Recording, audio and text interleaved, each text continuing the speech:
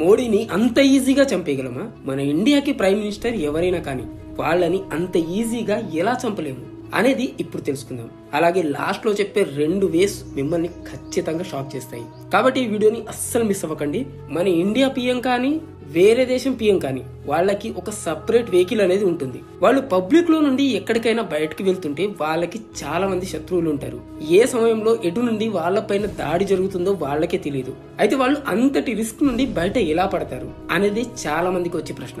కానీ మీరేం ఆలోచించాల్సిన అవసరం లేదు, మీకు నేను చెప్తాను.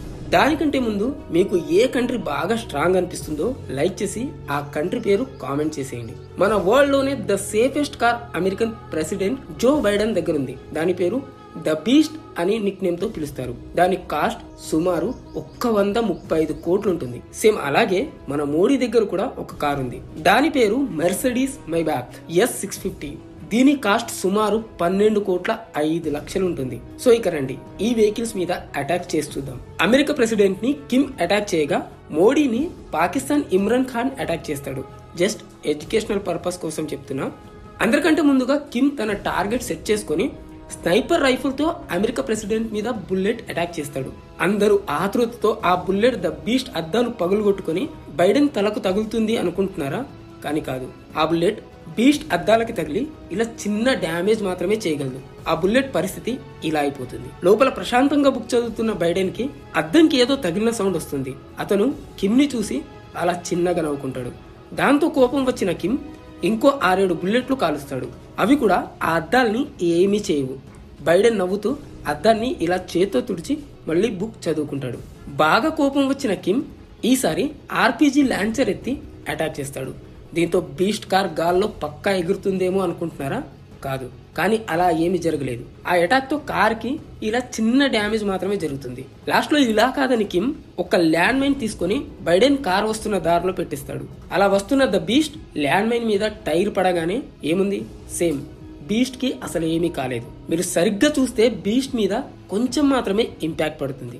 వీళ్ళ ఫైట్ పక్కన పెడితే అసలు ఈ కార్ లో ఏముందని ఎలాంటి అటాక్ నైనా తట్టుకోగలుగుతుంది. రండి చూద్దాం. ఎలాంటి అటాక్ నైనా అంత ఈజీగా ఎలా తట్టుకుంటుంది అంటే దీని యొక్క 8 ఇంచుల పెద్ద షెల్ దీన్ని బుల్లెట్ ప్రూఫ్ గా చేస్తుంది.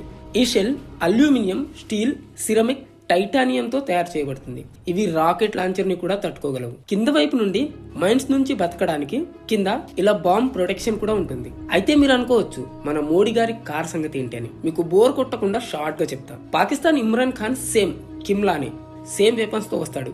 బుల్లెట్ కాలిస్తే ఏమీ కాలేదు. లాంచర్ తో కూడా ఏం కాదు.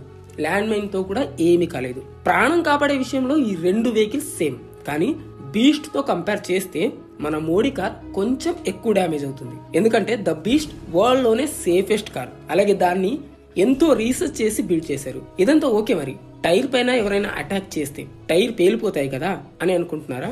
అలా ఏమి జరగదు. ఇవేమి నార్మల్ టైర్స్ కావు. బయట లేయర్ పగిలిపోయినా దీని లోపల ఉన్న మెటల్ టైర్ 80 నుండి 90 km/h స్పీడ్ తో 60 నుండి 70 km వరకు వెళ్ళగలవు. కార్లో ఉంటే సేఫ్. మరి బయట ఉన్నప్పుడు ఏంటి పరిస్థితి అంటారా?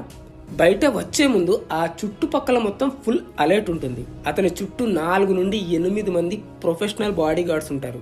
మన ఎక్స్ ప్రైమ్ మినిస్టర్ ఇందిరాగాంధీని తన సొంత బాడీ గార్డ్సే కాల్చి చంపేశారు.